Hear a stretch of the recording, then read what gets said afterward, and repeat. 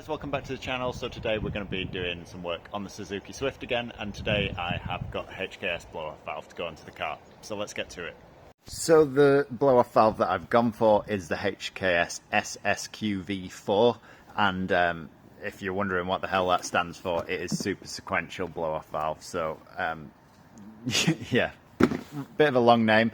This one is actually second-hand. It has been used, but not for very long. So I'm hoping everything's still there. It looks like it still is, and there are some instructions in the box, but I'm not entirely sure how helpful they are going to be because they are completely in Japanese, and although I have been learning Japanese recently, I cannot read any of that.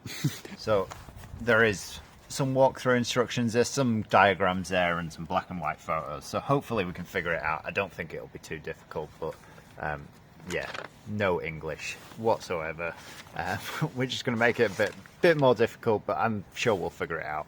So I think the best place to start is by removing the original factory recirculating dump valve, which is this plastic piece here that's like attached to the elbow coming out of the turbo basically, and it joins up to where the intake pipe goes to, and that plastic piece here is your original dump valve. So start by taking clip off the rubber pipe like that, and then that pipe there should just pull off like that. Once that is off, just the vacuum pipe off the top of it. So again, just some pliers for the clips.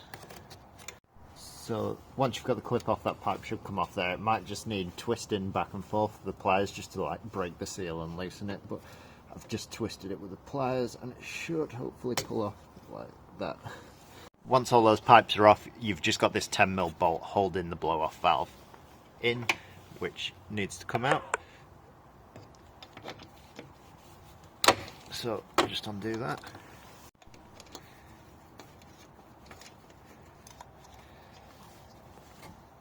Once that bolt's out, that should just pull straight out there like that, and there's just a little rubber O-ring on it. Just make sure that comes out with it.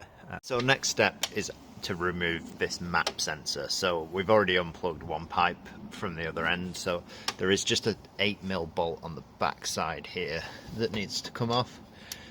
So if we undo that, that should release the whole map sensor and we can just take it off. Shouldn't be too tight. That's it, tiny little bolt.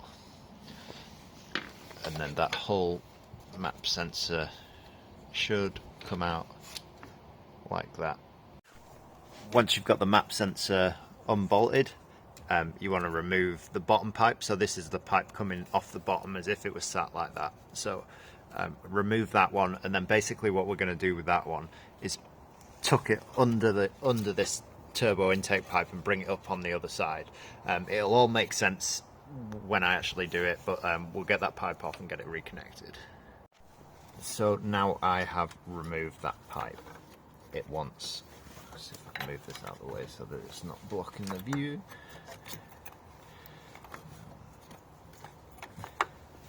But yeah, now I have removed that bottom pipe.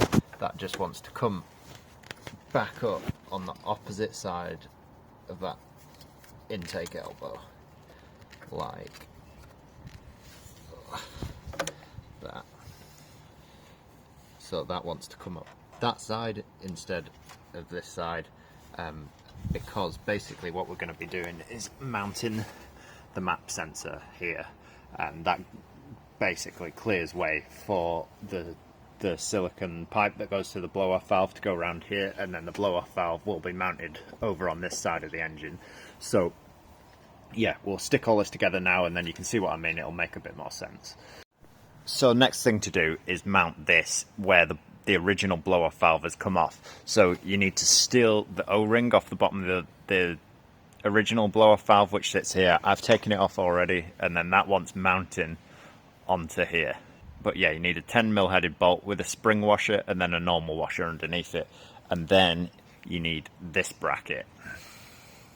So I've sprayed a tiny bit of lubrication onto that rubber seal just to make sure it goes in easy. Don't soak it or anything because you obviously don't want stuff going into your intake, but there's a tiny bit of lubrication on that rubber seal, and then that pushes in there like that, with the bolt hole lining up to the original mounting point. So that needs to line up to there. And then this bracket bolts on like this, the slotted hole to there, and then the little right angle piece pointing down, and then this hole at the front. So then once that's on, that bolt that we got ready before just goes through all of that and holds all that together. So it should look something like that. So once you've got that mounted in and tightened up, the map sensor can go back in. So that slots down in between here, and then that pipe that we brought up the back before, this one, oh sorry, I need more hands for this. This pipe here can attach to the back to the bottom of the map sensor. I'm going to need 2 hands for this, but yeah, you can attach it back up to the map sensor. So there we go, mounted in, and the pipe coming up the back side of the turbo elbow. So next up, the map sensor has a bolt in the back, which is the one we took off when it was mounted over here. So now we're going to mount it back over here instead. So that will sit on there like that, and then obviously a bolt coming in from the back side, and you can use the original little bolt that came out of it. So if you get a quarter drive ratchet, small extension and 8mm socket, you can go down the back of here and you can tighten that up from the back side. It's easy enough, a little bit fiddly to get started, but it's not too bad. So now that side is all sorted, we can start mounting the dump valve where it needs to be. So the first thing to do is take out this front engine mount bolt. I've already cracked it off, but that is a 14mm, and that just wants to come out, and we're going to mount one of the mounting brackets onto there. Then this right angle bracket sits like this, so curving towards the back, and then obviously just put your original engine mounting bolt back through it and bolt that down into there. That side is all bolted in nice and tight, so once that's in, you've got this piece here, and basically the end that's got the little notch off the edge of it will come up to meet this side. So there is a hole for an M6 bolt just below the washer ball, and basically this bracket goes in, so that side to the bottom, and that bolts into there, and then the other side comes up to meet that bracket, which all bolts in together with the blow-off valve. So for this bolt down here, you need another M6 bolt with a spring washer and a normal washer. That comes with a kit too, so we'll bolt that in nice and tight, and then we can mount the blow-off valve on the other end. That bolt's tight, that bolt's tight. So next up, you need an M8 bolt that comes with the kit, also with a spring washer and a normal washer, and then the blow-off valve has got a threaded hole in it at the bottom, and that mounts that side of the bracket, and then the bolt comes in from the back side and bolts into the back of the blow-off valve, and that holds those two brackets together and the blow-off valve on the top of it. So I'll need 2 hands to get this started, but I'll show you what I mean in a second. There you go, so that is the bolt going through there, through both brackets and into the blow-off valve. And then once you've got it in, 12mm socket and a short extension, and you should be able to tighten it up easy enough.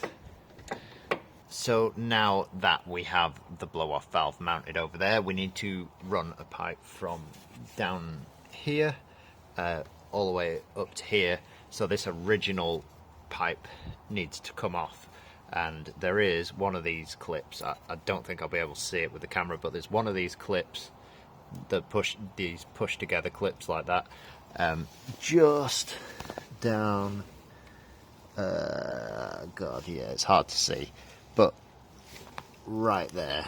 So just there, if you undo that clip, this whole pipe will pull out, and then we have this big pipe to replace it.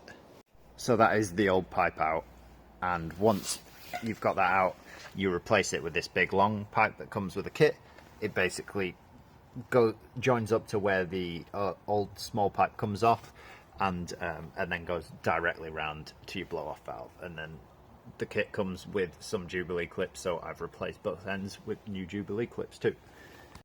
It also comes with this cable tie clip which holds this pipe to that bracket, and basically that just wants to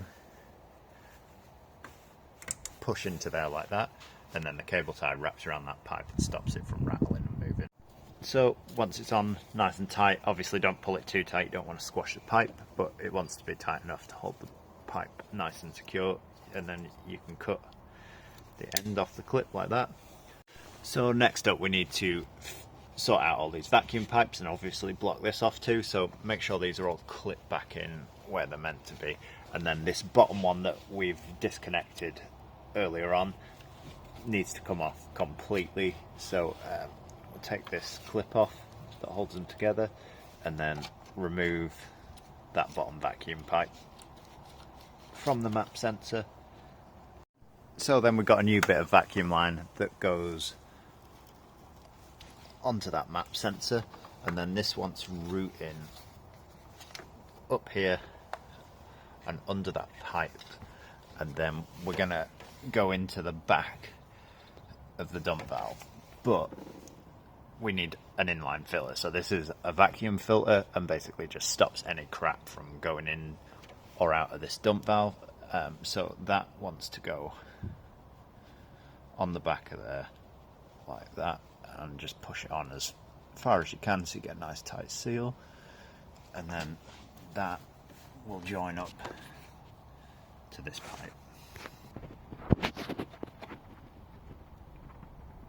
And then obviously we'll tie this all back up together. We've still got that clip that holds the two pipes together, so we can put that here and then tidy up the rest with the cable ties that come in the packet. So there are a few small cable ties that come with the kit. So that's that vacuum pipe nicely routed with the other one up until the back, and then it curls off and goes to the blow-off valve. And then with the hole that's left here, you've got two options. So you can run this blow-off valve as a recirculating blow-off valve like the factory one would be. So then you would have this pipe going from there to there, and that would recirculate the air back into the intake and make it nice and quiet. And I think the way you do that is by taking all these Allen key bolts out the end, and then that cap comes off and this somehow fits behind it.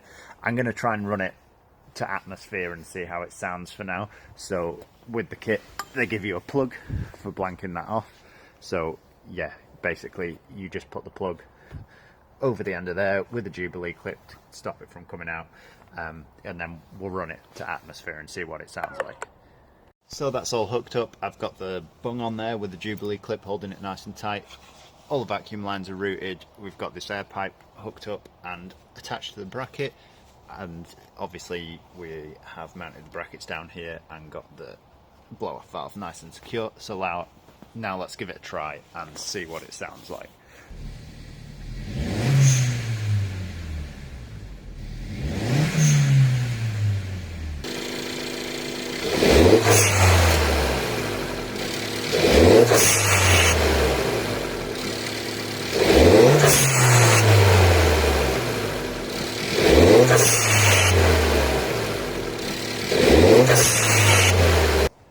So that is the HKS dump valve fitted.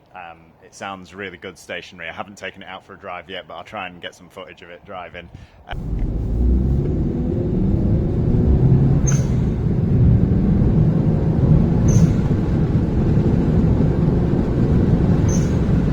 I have heard that having it vent into the atmosphere can throw a code for the map sensor sometimes, so we'll see how we get on with it. I might have to put the recirc in until I get it mapped out. But for now, that is the HKS dump valve on the Swift Sport. If you've found the video helpful, make sure you leave a like, and I'll catch you in the next one. Peace out.